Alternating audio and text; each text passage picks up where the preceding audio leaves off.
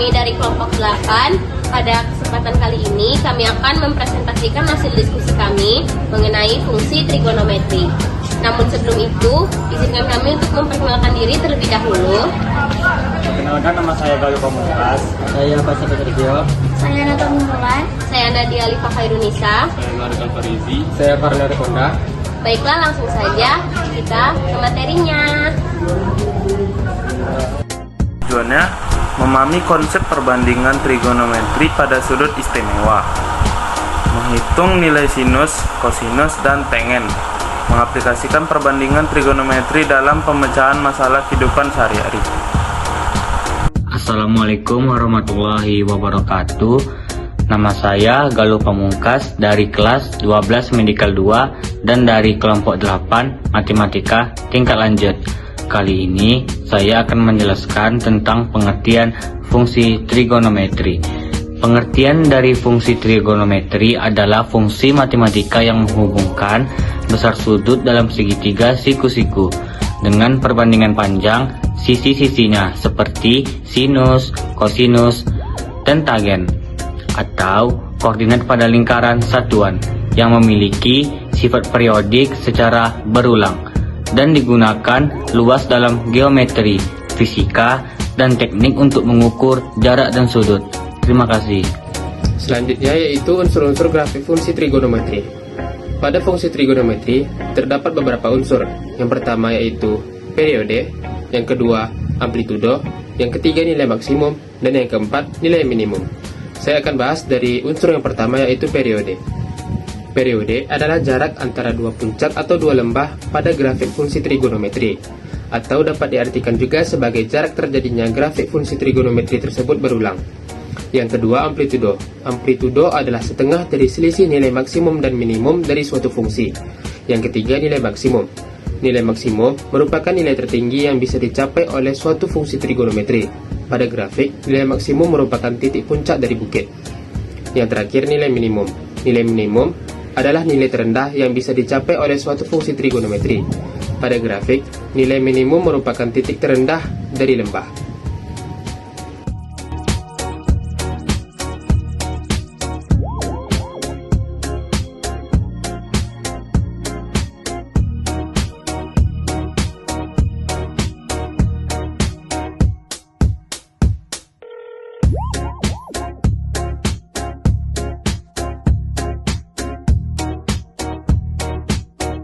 Sebelum itu, kita harus mengetahui persamaan umum dari grafik fungsi sinus, yaitu Y sama dengan A sin B, X plus minus alfa plus C, di mana A ini merupakan simpangan terjauh yang biasa kita sebut sebagai amplitudo. B ini merupakan banyak gelombang dalam satu periode. Kemudian alfa ini merupakan pergeseran grafik ke kiri jika plus atau ke kanan jika min. Kemudian C ini merupakan pergeseran grafik ke atas jika plus atau ke bawah jika min. Baiklah, pertama kita gambarkan dulu grafik Y sama dengan sin X. Kemudian kita tentukan nilai X dan Y-nya. Nilai X-nya adalah nilai dari sudut sin istimewa. Di sini teman-teman bisa lihat sudut dari sin istimewa itu terdiri dari 0 derajat, 30 derajat, 45 derajat, 60 derajat, 90 derajat, dan seterusnya sampai dengan 360 derajat. Dari 0 sampai dengan 90 derajat ini merupakan kuadran 1. Dari 120 derajat hingga 180 derajat merupakan kuadran 2. Selanjutnya, dari 210 derajat hingga 270 derajat merupakan kuadran 3.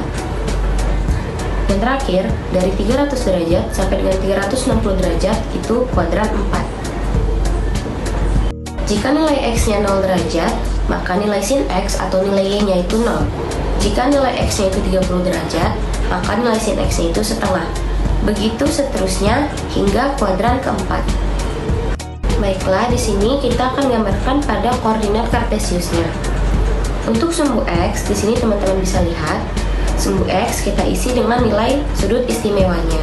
Sementara untuk sumbu Y, kita isi dengan nilai sin X atau nilai Y-nya. Baiklah, selanjutnya kita akan menggambarkan koordinat kartesiusnya sesuai dengan nilainya. Di sini kita bisa lihat untuk nilai sin sudut istimewa 0 derajat itu sin x-nya 0. Jadi di sini ya teman-teman. Selanjutnya nilai 30 derajat. Di sini kita bisa lihat 30 derajat itu nilainya setengah. Jadi kita tarik ke sini ya teman-teman.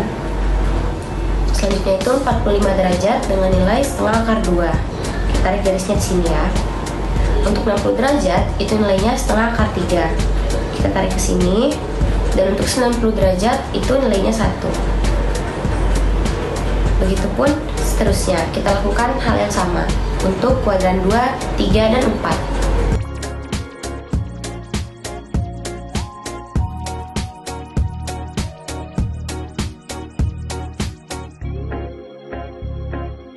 Selanjutnya kita akan tentukan titiknya. Di sini kita lihat 0 derajat dengan 0, 30 derajat dengan setengah, 30 derajat dengan setengah, lalu 45 derajat itu setengah akar 2, 60 derajat setengah akar 3, 90 derajat itu 1, 120 derajat itu setengah akar 3, 135 derajat itu setengah akar 2, 150 derajat itu setengah. Begitupun kita lakukan untuk kuadran selanjutnya. Karena kita sudah menentukan titik-titiknya, maka langkah selanjutnya kita tinggal menarik garisnya saja.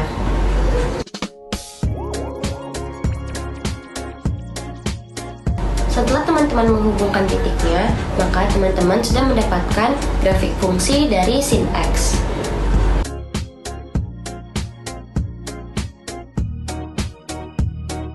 Selanjutnya, grafik Y sama dengan A sin X. Yang pertama, kita menggambar grafik Y sama dengan sin X terlebih dahulu. Selanjutnya, Y sama dengan 2 sin X. Nah, bagaimana cara menggambar grafik dari Y sama dengan 2 sin X?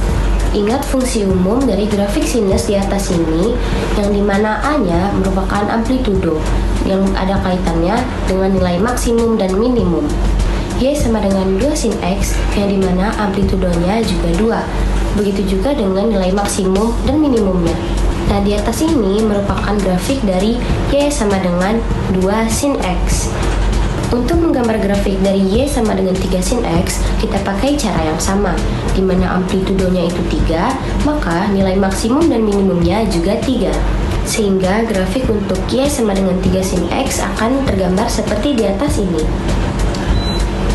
Selanjutnya, menggambar grafik Y sama dengan sin BX. Untuk langkah awalnya juga sama. Yang pertama, kita menggambar grafik sin X terlebih dahulu. Kemudian, bagaimana cara kita menggambar grafik Y sama dengan sin 2X? Kita lihat kembali bentuk umumnya di atas ini ya. Di sini kita bisa lihat bahwa nilai B-nya itu merupakan banyak gelombang dalam satu periode. Jadi, gelombang pada Y sama dengan sin 2X itu terdapat 2 gelombang. Untuk satu gelombang itu dapat kita lihat pada grafik Y sama dengan sin X di atas ini. Maka untuk membuat 2 gelombang, kita akan membuat sekali lagi gelombangnya. Sehingga grafik dari Y sama dengan sin 2X akan terlihat seperti di atas ini. Grafik fungsi trigonometri untuk Y sama dengan cos X. Kita tentukan nilai X dan Y-nya, di mana X-nya adalah sudut istimewa 0 derajat, 30 derajat, 45, 60, 90 derajat. Untuk kuadran 1, ini kuadran 2, kuadran 3, dan ini kuadran 4. Kemudian nilai Y-nya berarti sama dengan cos X. Untuk X-nya 0 derajat, berarti Y-nya adalah cos 0 derajat sama dengan 1. Kemudian X-nya 30 derajat, berarti cos 30 derajat adalah setengah akar 3, dan selanjutnya. Kita gambarkan di koordinat kartesius, nah seperti ini. Kemudian kita tentukan nilai titik dari 0 derajat, 1 berarti di sini ya.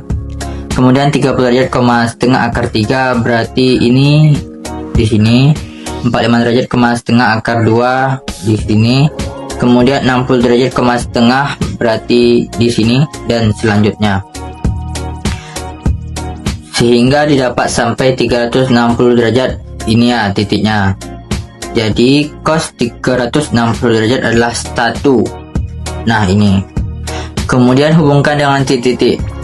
Ini titik yang pertama x, y 0,1, kemudian x yang kedua 30y, y-nya setengah akar 3 di sini. Kemudian ini 45 derajat setengah akar 2 di sini, 60 derajat setengah di sini, dan selanjutnya.